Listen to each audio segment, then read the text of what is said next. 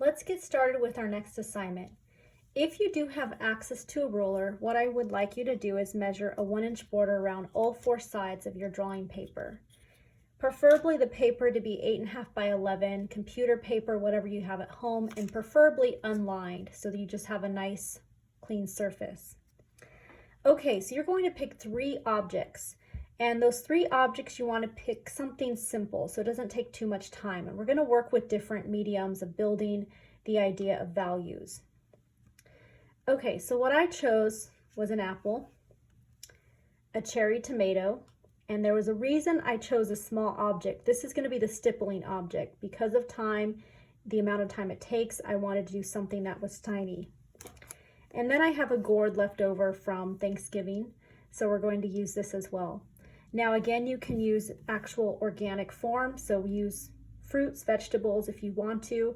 You can pick anything up, cylinders, spheres, cans, vases, whatever you find appealing to your eye. Again, I recommend though to keep it simple. If you do not want to use your own objects, I will be posting a photo that I took, and you're welcome to use the photo that I have as a reference. Okay, so we want to be conscious anytime that we're going to work with a drawing or any artwork that we're going to do in this class. You want to be conscious of the rule of thirds. I know you guys are familiar with that, but that is where you divide the paper into 9 equal components.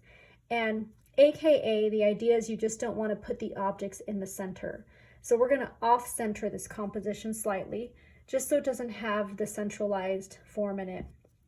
When I draw, it's good to measure, and I recommend to double check your measurements. We are just going to briefly go over measuring, but you want to think about how wide versus how long an object is in relationship to each other's space.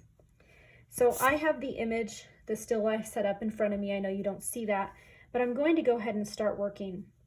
I also want to fit it in my picture plane, meaning I don't want to work really tiny in one area. I don't want to work too large that you can't see it. We're doing closed composition, meaning we're going to see all 3 objects contained in the space. And this border becomes like a barrier or a wall to tell us mentally we want to keep inside of this picture plane. Okay, so we want to ground the objects. We want to have rule of thirds. We don't want to have them floating in space. We don't want to have them too low.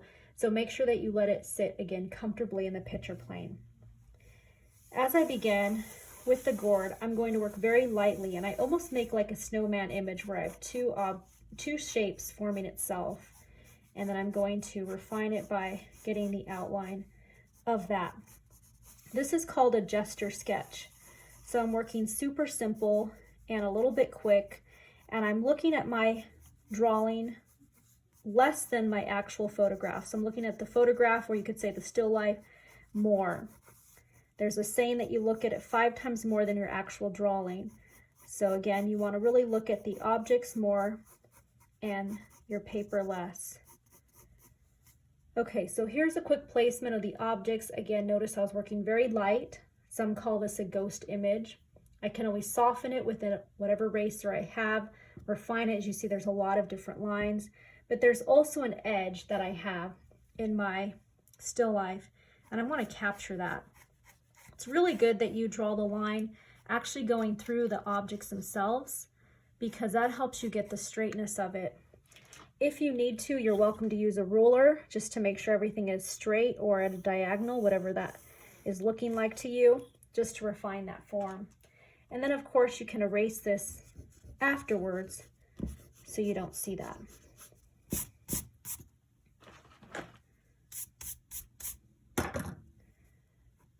Okay, and then I also want to get in the shadows, if there are shadows in your piece.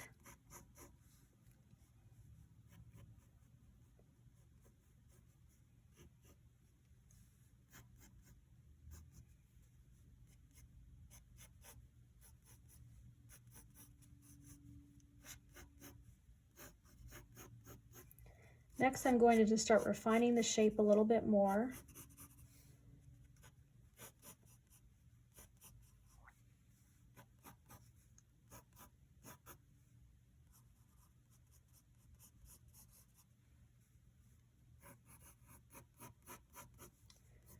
So for this assignment, what we're going to do is one piece we're going to do cross-hatching, one object, Another object we're going to do continuous tone, and another object we're going to do stippling.